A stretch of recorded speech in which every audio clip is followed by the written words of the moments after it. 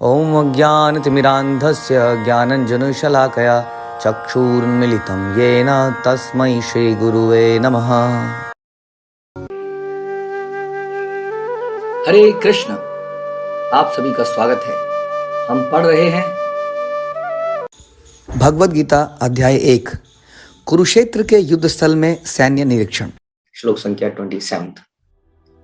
तान समीक्ष्य स कौन्तेय सर्वान् बन्धून् अवस्थितान् कृपया परया आविष्टः विषीदन् इदम् अब्रवीत्।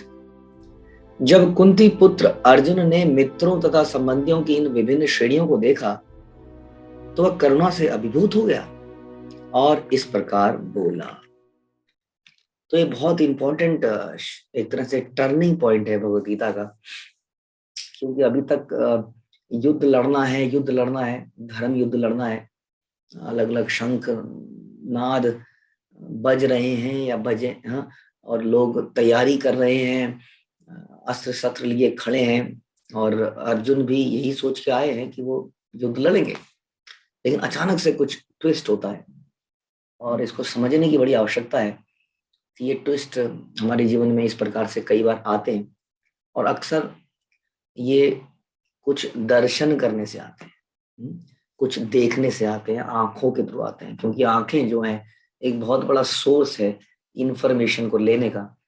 अब उस इंफॉर्मेशन को हम कैसे प्रोसेस करते हैं ये भी बड़ा महत्वपूर्ण है।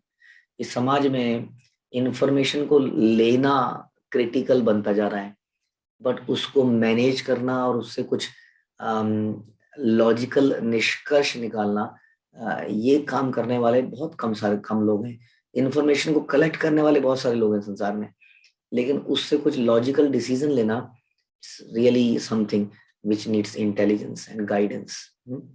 तो हमने देखा कि इससे पहले भी इतिहास में हम सुनते हैं अजामिल की कथा, जिसमें कि वो एक ब्राह्मण का बेटा था और अपने पिता की सेवा करता था, ब्राह्मण के नियमों का पालन करता था, और अपने पिता के कहने पर जंगल में गया था कुछ यज्ञ के लिए सामग्री को लेने के लिए।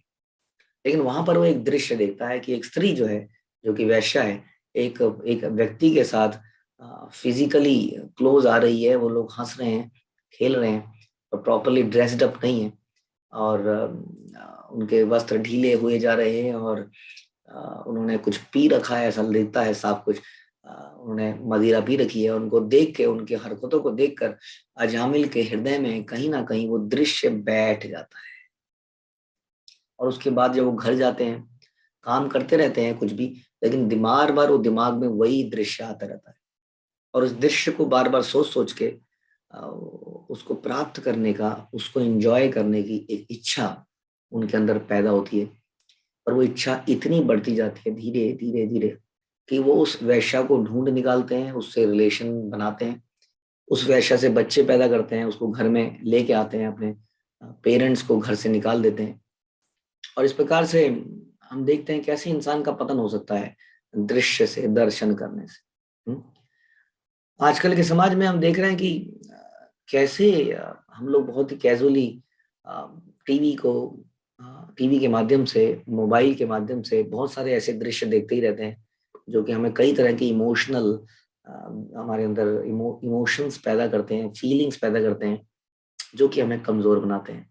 और यहाँ पर भी कुछ ऐसा ही हुआ। अभी तक सब ठीक था, लेकिन जैसे ही अर्जुन ने देखा, अपने मित्रों को, अपने संबंधियों को देखा, तो उसके हृदय में ये फीलिंग्स डेवलप हो गई।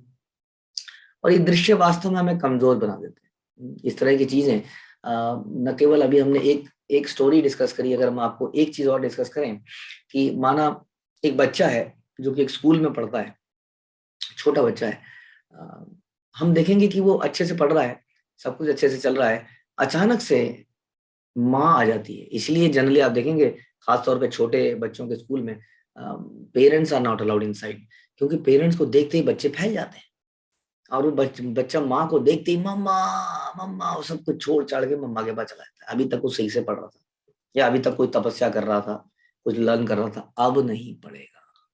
तो इस प्रकार से व्यक्ति कमजोर पड़ जाता है अचानक से। जैसे आपने देखा होगा, कोई बच्चे को चोट लग गई, मम्मी पापा नहीं है तो हम होंगे तो हम कोई कुछ नहीं, नथिंग हैपेंड, कोई बात नहीं कोई बात नहीं। लेकिन गलती से अगर उसकी मम्मी या पापा वहां पे होंगे तो दहाड़ मार के रोने लगेगा, कई बार तो 1 मिनट बाद रोता है, 2 मिनट बाद रोता है, अभी तक नहीं रोया था, गिर के उठ गया है। हाँ, तो ऐसा देखा गया है कि हम जब ऐसे रिश्तेदारों के बीच में होते हैं, हाँ, तो हम कमजोर पड़ जाते हैं। ये एक और कमजोर पड़ने का, देखने से कमजोर पड़ने का एक और एग्जाम्पल है। इसीलिए पुराने जमाने में गुरुकुल जब हुआ करते थे, तो गुरुकुल में बच्चों को घर से अलग कर दिया जाता था और गुरु के आश्रम में रहते थे। और गुरु बड़ा साधारण आश्रम होता था, जिसमें उन्हें कई सारे काम भी करने पड़ते थे, अपने आप नहाना धोना, कपड़े धोना, इवन मधुकरी करना या जगह जगह आके भिक्षाटन करना, मेहन लकड़ियां काटना, उसके बाद पढ़ना, होमवर्क करना। तो इस प्रकार से घर से दूर, क्योंकि घर में पेरेंट्स इतनी तपस्या करते हुए अपने बच्चों को देख नहीं पाते और कमजोर पड़ जाते हैं। तो इस वजह से इस तरह का प्रावधान वहां पर था। तो हम आपसे ये कहना चाह रहे हैं कि at such point of time, जब हमारे जीवन में कुछ गलत दृश्य करने से या अपने रिश्तेदारों को देखने से हम कमजोर पड़ते हैं, तो हमें एक ताकत की आवश्यकता है, जो कि गुरु के माध्यम से हमें मिलती है। तो हमारे जीवन में गुरु का होना बड़ा आवश्यक है, जो कि अर्जुन भी कमजोर पड़ जाता है, इतना स्ट्रांग व्यक्ति भी जब अपने रिश्तेदारों को ऐसे लाइन अप होके देखता है तो वो कमजोर पड़ जाता है। उसको सारे रिश्ते याद आने लगते हैं, तो वो अपना कर्तव्य भूल जाता है। हम लोग भी अपना कर्तव्य भूल जाते हैं, जैसे वो बच्चा अपना कर्तव्य भूल जाता है कि उसका कर्तव्य पढ़ना था पेरेंट्स को देखते ही। जैसे वो बच्चा भूल जाता है कि दर्द को मैं सह सकता हूँ, नो प्रॉब्लम, मतलब पेरेंट्स को देखते ही वो बिखर जाता है। जैसे अजामिल ये नहीं सोच पाता है कि ये दृश्य मेरे लिए नहीं है, ये तो पतन का सोर्स है, लेकिन वो बिखर जाता है। तो ऐसे में हमें एक ऐसे गुरु की आवश्यकता है जो हमें बचाए, जैसे कि अर्जुन को कृष्ण गुरु बन के भगवत गीता में बचाएंगे। But it is very important कि हम आइडेंटिफाई करें कि आंखों के जरिए जो कमजोरी हमारे अंदर जाती है, इससे हमें निकलना है, इससे हमें बचना है और गुरु की शरण में जाना है। तो ये आंखें बड़ा इंपॉर्टेंट है। कई बार कई लोग कहते हैं सीइंग इज बिलीविंग, हम देख के ही विश्वास करेंगे, भगवान है तो उन्हें दिखाओ। खैर वो तो एक अलग चर्चा हो गई। लेकिन सीइंग इज बिलीविंग, जो हम देखते हैं, जैसा हमने प्रारंभ में बोला, वो एक इंफॉर्मेशन है, उसको प्रोसेस कैसे करना है इसके नॉलेज भी गुरु हमें देते हैं। फॉर एग्जाम्पल, हमने एक छोटा सा एक एरोप्लेन को उड़ते हुए देखा। अब किसी ने यदि उसको उसके साथ गुरु नहीं है तो कहेंगे अरे देखो कितनी छोटी सी चिड़िया आसमान में उड़ रही है, इतनी सी नहीं उड़ रही है। लेकिन अब से उसके जीवन में कोई गुरु होंगे, पिता के रूप में भी, तो पिताजी बताएंगे कि नहीं बेटा, इसका साइज तो इस घर से भी बड़ा है, ये बहुत दूर है इसलिए आपको छोटा दिख रहा है। तो हम जो देखते हैं जरूर नहीं है वही सही है, वही धर्म है। देखने के में कई बार लगता है कोई व्यक्ति रो रहा है, बेचारा रो रहा है। कई बार आपके सामने कोई व्यक्ति आया होगा, सर जेब कट गई है, मुझे इलाहाबाद जाना है, टिकट लेनी है, मुझे सिर्फ 200 रुपए दे दीजिए, बिल्कुल जेब कट गई है। यदि आपने उसको ये बोल दिया आइए चलिए मैं आपकी टिकट दिला देता हूँ, तो कहेंगे नहीं जी पैसे दे दो, नहीं तो कोई और से मांग लेंगे। तो कई बार हम देख के बहुत इमोशनल हो जाते हैं, जैसे अर्जुन यहाँ पर अपने रिश्तेदारों को देखे और इमोशनल हो गए। ऐसे समय में हमें गुरु से गाइडेंस की आवश्यकता है कि क्या सही है, आप बताइए, मैं तो बहुत ज्यादा इमोशनल हो रहा हूँ, I am not able to decide what is right and what is wrong, जो कि अर्जुन यहाँ पर करेंगे आगे आने वाले कुछ श्लोक में आप सुनेंगे। अब जहां तक इन इमोशंस की बात है, कितने ये सही है कितने ये गलत है, उन्होंने जब रिश्तेदारों को देखा, लाइंड अप होकर देखा कि देखा ये तो मेरे बुआ हैं, ये तो मेरी फूफा है, ये तो मेरे गुरु हैं, ये तो मेरे ये हैं, ये तो मेरे ये हैं, तो सारे पुराने उनके साथ किए गए आदान प्रदान दिमाग में आने लगे और अर्जुन एकदम से इमोशनल हो गया। There is no problem in this emotions. हम ये नहीं कह रहे हैं कि आप इमोशनल मत होइए, बट एक चीज हमेशा ध्यान रखिए कि व्यक्ति जैसे कोई प्ले करता है, कोई नाटक करता है, कोई ड्रामा करता है, कोई पिक्चर में पार्टिसिपेट करता है, तो उस पिक्चर के अंदर वो कुछ रिलेशंस बनाता है। उस पिक्चर के अंदर वो किसी का बेटा होता है, किसी का पति होता है, किसी का कुछ होता है।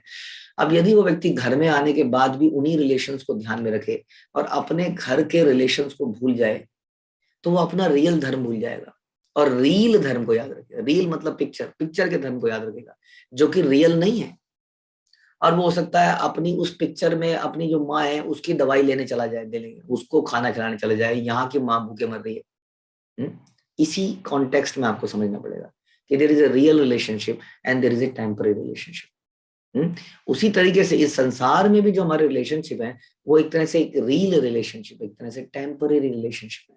ये हमारे इटर्नल रियल रिलेशनशिप नहीं है, ये भी एक तरह का प्ले है, एक तरह का ड्रामा है। इन रिलेशन से प्रभावित होकर हमें अपने असली धर्म, जो असली रिलेशंस हैं, उसको नहीं छोड़ देना है।